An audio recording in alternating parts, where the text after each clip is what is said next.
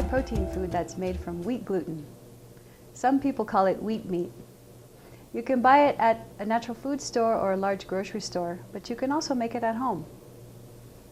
You'll need a large ceramic or glass bowl, a wooden spoon, and a large stock pot with a lid. For the seitan, use 3 teaspoons of spices, 2 tablespoons of nutritional yeast, 2.5 pounds or 7 to 8 cups of flour, a half a cup of tamari, and we'll use 2.5 cups of water. When we cook the seitan, we'll use another 3 teaspoons of spices. This is vegetable stock, which I will mix with water, another half cup of tamari, and 4 cups of water. Seitan is a great meat replacement.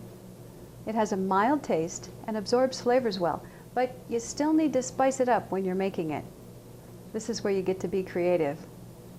You might want to add garlic, onion, and ginger for an Asian flair, or basil, oregano, sage, and rosemary for something Italian. How about garlic, cumin, cilantro, and hot pepper for Mexican? You'll need 3 to 6 teaspoons of spices, or you could just make it plain. Mix the flour,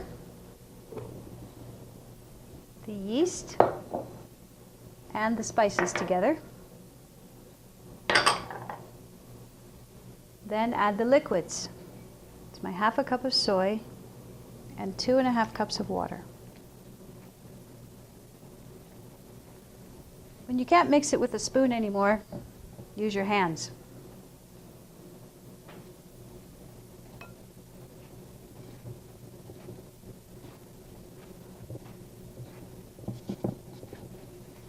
Turn it out onto a board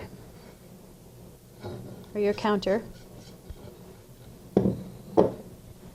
and begin kneading. When it's no longer sticking to the countertop and is like a good bread dough, we're going to roll it into a ball, put it back in its bowl, and let it rest for just a few minutes. The next step is to prepare the stock to cook the dough. I'll add my vegetable stock, my spices, my tamari, and 4 cups of water. Now you wash the dough. You need to get the starch out. Start with warm water in the bowl, and what you're going to do is knead the dough inside the bowl and the water. When the water turns clear, the starch is all out. It could take 15 to 20 minutes. As you continue in this process, cool the water down. And as you knead, you'll notice that it's a very strange glob. You have to be careful to keep it together.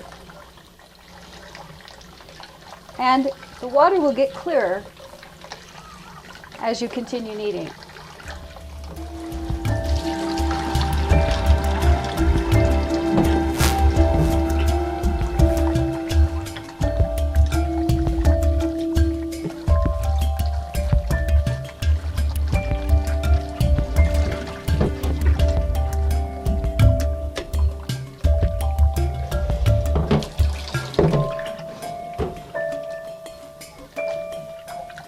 Once the water runs pretty clear, put it into cold water and let it sit for a few minutes to firm it up.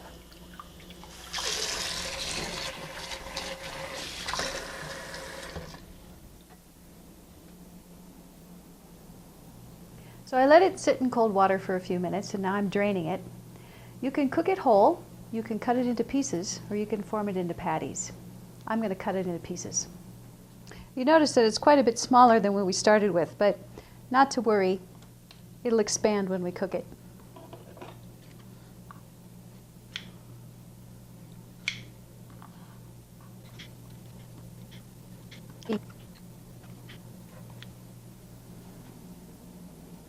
Add your seitan to a cold pot. We're going to bring everything to a boil, lower the temperature, put on the lid, simmer it for 45 minutes to an hour. When it's done, turn off the heat and let it cool to room temperature. We now have seitan. I'm letting it drain here in this sieve, but if you'd like a firmer texture, you can continue to press the liquid out with a spoon. This is ready to eat. You could add it to stir fries, pasta dishes. You could simmer it in gravy. You could smother it with tomato sauce or bake it in a casserole, or you could just eat it warm in a sandwich. Store your seitan in the refrigerator with or without its juices for up to a week, or you can freeze it for up to a couple months. You can also use the stock for soup.